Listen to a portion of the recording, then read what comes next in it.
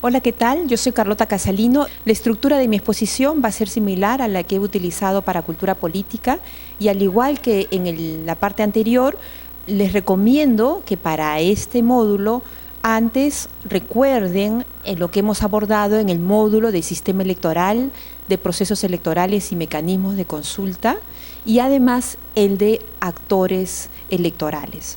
Es decir, esos tres módulos de alguna manera son prerequisitos para empezar a estudiar este módulo. Lo primero que nos preguntamos cuando queremos abordar este tema es ¿qué cosa es cultura electoral?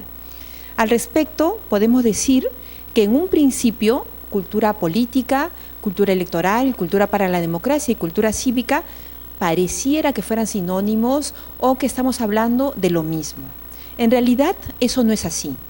La cultura política abarca estos otros tres conceptos y además cada uno de estos tres conceptos o elementos tienen sus propias particularidades que vale la pena que los podamos distinguir entre sí.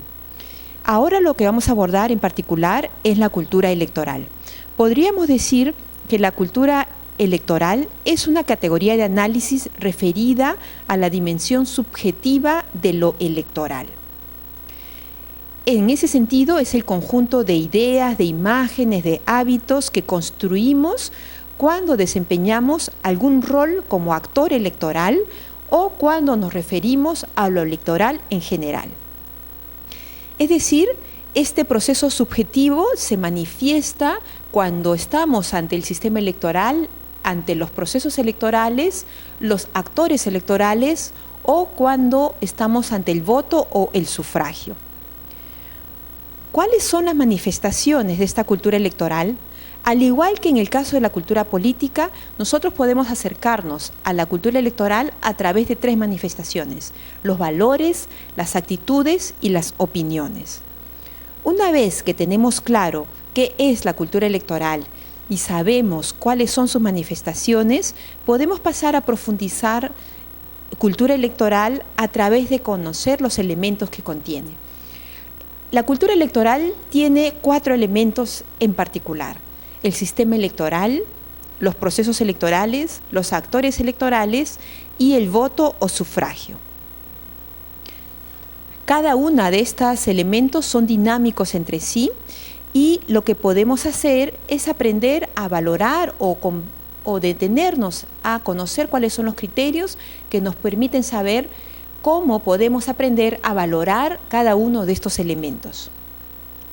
Por ejemplo, si comenzamos con el criterio o con el elemento sistema electoral, podríamos preguntarnos cómo podemos valorar el sistema electoral. Al respecto, Dieter Nolen sugiere 5 criterios para valorar los sistemas electorales: el criterio de representación, el criterio de concentración y efectividad, el criterio de participación, simplicidad y legitimidad. Con representación nos referimos a que estén todos los grupos socialmente relevantes, incluyendo a las minorías, a las mujeres. También nos referimos a la representación justa, por ejemplo, que el Parlamento refleje lo más fielmente posible a la sociedad en su conjunto. Una pregunta que nos ayuda a comprender mejor este criterio es el siguiente: ¿están todos los grupos socialmente relevantes? El criterio de concentración y efectividad es un criterio combinado y se refiere a la posibilidad de agregar intereses sociales y opiniones políticas con el fin de alcanzar capacidad política de elección y de acción para el Estado. Es decir, que esa posibilidad de concentración pueda actuar y no paralizar las acciones del Estado. La pregunta que nos podríamos hacer es: ¿se pueden agregar intereses y además alcanzar capacidad política para elegir y para actuar? Respecto a la participación, no nos referimos solamente a que todos deben participar, todos los que forman parte del padrón electoral deben participar, sino a la posibilidad de elegir con mayor o menor opción y poder, por lo tanto, expresar nuestra voluntad política, no solo para elegir partidos, sino también para elegir a los candidatos. La pregunta, por lo tanto, que podríamos hacernos es si el electorado puede expresar su voluntad política eligiendo entre partidos y entre candidatos. En el caso del criterio de simplicidad, si bien es cierto, conforme avanza el mundo moderno, los sistemas electorales cada vez son más complejos, a lo que deberíamos aspirar es que todos los electores puedan describir con sus propias palabras cuál es el procedimiento del proceso electoral o del sistema electoral que usamos generalmente. Finalmente, el criterio de legitimidad se refiere a la aceptación general no solo de los resultados electorales, sino del sistema electoral en su conjunto. Pasemos ahora a conocer los criterios para valorar los procesos electorales. ¿Cómo podemos, por lo tanto, valorar los procesos electorales? Para eso también tenemos 5 criterios: la propuesta electoral, la competencia, la igualdad, la libertad y la temporalidad. ¿Qué significan esos criterios?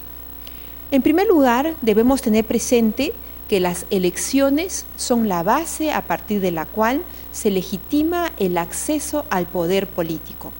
Por lo tanto, las elecciones son muy importantes porque conforman la legitimación del sistema político en su conjunto. Entonces, el primer criterio señala que la propuesta electoral debe ser libre y competitiva. El segundo criterio implica que debe haber competencia entre candidatos y entre programas. El tercer criterio se refiere a la igualdad de oportunidades, tanto para los candidatos como para la campaña electoral. El cuarto criterio es sobre la libertad de elección, la misma que debe estar garantizada a través del voto secreto. Y finalmente, el quinto criterio es que la decisión electoral debe estar limitada en el tiempo. Es decir, nosotros no podemos votar para que nuestra soberanía pase a otra persona de manera vitalicia o eterna. Fíjense que estos criterios se acercan mucho a un concepto que hemos trabajado en otro módulo, que es el de poliarquía. Si continuamos con otro elemento, estamos ante los actores electorales. ¿Cuáles son los criterios para valorar a los actores electorales? Aquí también podemos abordar hasta 5 criterios: el criterio de participación, el criterio de eficiencia, el criterio de complementariedad, el criterio de funcionalidad y el criterio de efectividad. Con participación queremos señalar que cada actor electoral participa en el proceso electoral para cumplir un rol en particular. ¿Se imagina usted qué puede pasar si el miembro de mesa no asiste a cumplir su responsabilidad? Con el criterio de eficiencia nos referimos a que cada actor electoral se desempeña eficientemente en la función que le compete. Por ejemplo, los miembros de mesa buscan ser capacitados por la OMPE, o los miembros de las Fuerzas Armadas y de la Policía Nacional saben que cumplen su rol una vez que su rol de brindar seguridad, una vez que se han capacitado para ello, y por lo tanto saben que su papel principal de brindar seguridad se desarrolla no solo el día de la jornada, sino antes y después del proceso electoral.